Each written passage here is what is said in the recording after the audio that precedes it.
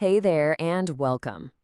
So, you've got a big exam on the universe coming up? Well, you've come to exactly the right place. Think of this as your ultimate study guide.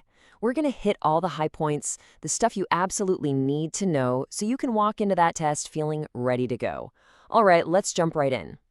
So here's our game plan. We're going to start big with galaxies, then we'll zoom in on stars and the super mysterious black holes. After that, we'll get into the cool tech that lets us see all this stuff. And finally, we'll wrap up by looking at how all this space exploration actually matters in our everyday lives. Sound good? Let's do it. First up, galaxies. You got to think of these as the giant, sprawling cities of the universe. They are the fundamental building blocks, so understanding them is, well, it's mission critical. Okay, let's get into that exam mindset right now. A super common question is to identify the different types of galaxies. How many can you name off the top of your head? Don't worry, we're about to cover exactly what you need to nail that question. Okay, take a look at this. It's a great side-by-side comparison. Over on the left, that's a spiral galaxy. Yep, just like our Milky Way. See that flat, disc shape with the bright arms swirling out? Now look to the right. That's an elliptical galaxy. It's totally different, right? It's more like a fuzzy cosmic football, and it's mostly packed with older stars. The visual difference here is a huge clue. So here they are, the four types you've got to remember. You've got your spirals, like us, then the ellipticals, those big, old, oval-shaped ones. Then there are the jellyfish galaxies, which is just an awesome name, and you can see they have these long tails of young stars trailing behind them.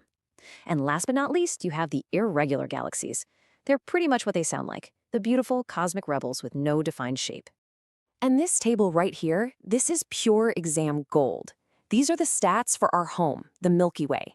It's an incredible 13.6 billion years old. Its diameter is over 100,000 light years. And remember, a light year is a measure of distance, not time. So we're talking mind-bogglingly huge. And get this, we're hurtling through space at 2.1 million kilometers an hour. Just wild. All right, let's shift gears. We're going to zoom in now from the whole galaxy down to the things that make them shine, the engines of the cosmos themselves, stars. You know, if you memorize just one definition from our whole chat today, make it this one. A star is basically a giant nuclear fusion reactor. Gravity is so intense that it crushes hydrogen atoms together until they become helium, and that process unleashes a ton of energy as heat and light. That's it. That's the magic that powers the universe. So, how do we tell one star from another? Well, astronomers use these 5 key things, kind of like a star's vital signs.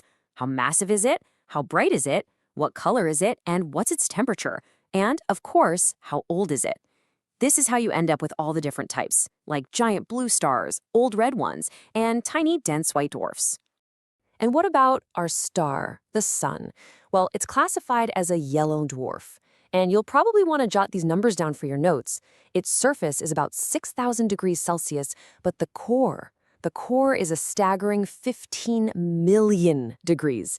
That's where all that fusion is happening. Okay, let's dive into one of the most fascinating, mind-bending topics out there, black holes. I can pretty much guarantee you'll see questions about these on your exam, because they really test your understanding of how gravity works. So what is a black hole? Here's the core idea. It's an object that is so incredibly massive and dense, packed into such a tiny space, that its gravity is just inescapable. Nothing, and I mean nothing, not even light, the fastest thing there is, can get away once it crosses that point of no return. So where do they come from? This is a key detail you need to remember. A black hole is born from the death of a truly giant star. And here's the magic number. Its core needs to be more than 3 times the mass of our sun. When a star that big runs out of fuel, it collapses under its own weight, and poof, a black hole is born. So we can't actually see a black hole, right? So how in the world do we know they're real? Well, if your exam asks for proof, here are 3 solid pieces of evidence. 1, we can see stars whipping around in orbit of something massive that we can't see. 2, when a black hole is feeding, it gives off these huge bursts of X-rays. And 3, probably the coolest one, we can now detect gravitational waves, actual ripples in the fabric of space-time when 2 black holes crash into each other. Phew. Okay, so we've covered galaxies, stars, and black holes. But how do we know any of this? let's talk about the incredible technology that acts as our window to the cosmos. Everything, and I mean everything, starts with the rocket. This is the fundamental piece of the puzzle. Without rockets, we are stuck here on Earth. They are our ride to space, for satellites, for spacecraft, for people. They are literally our ticket to the universe. And, of course, every rocket needs a launch pad. These things are so much more than just concrete slabs. They are serious feats of engineering, built to handle the unbelievable heat and the raw, violent power of a rocket launch. It's the critical first step for any mission. And beyond the rockets, you've got these other key players. There's the International Space Station, which is basically a giant research lab orbiting our planet. Then you have unmanned space probes, like the famous Voyager probes, which are our robotic explorers traveling to the far reaches of the solar system. And of course, you can't forget the ground control stations, the brains of the operation back here on Earth, making sure everything goes according to plan. All right, for our last section, let's bring it all back down to Earth. Why does any of this space stuff matter to you and me and our daily lives?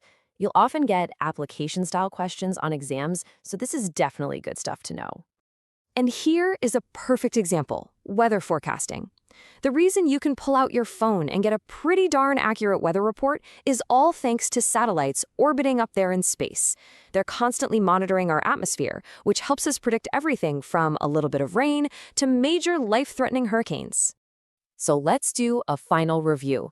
Here's your quick list of takeaways. Space tech is behind the GPS in your phone, the weather forecasts we just talked about, and even finding natural resources. It's also pushed the development of electronics and computers and has made flying in a commercial airplane safer than ever.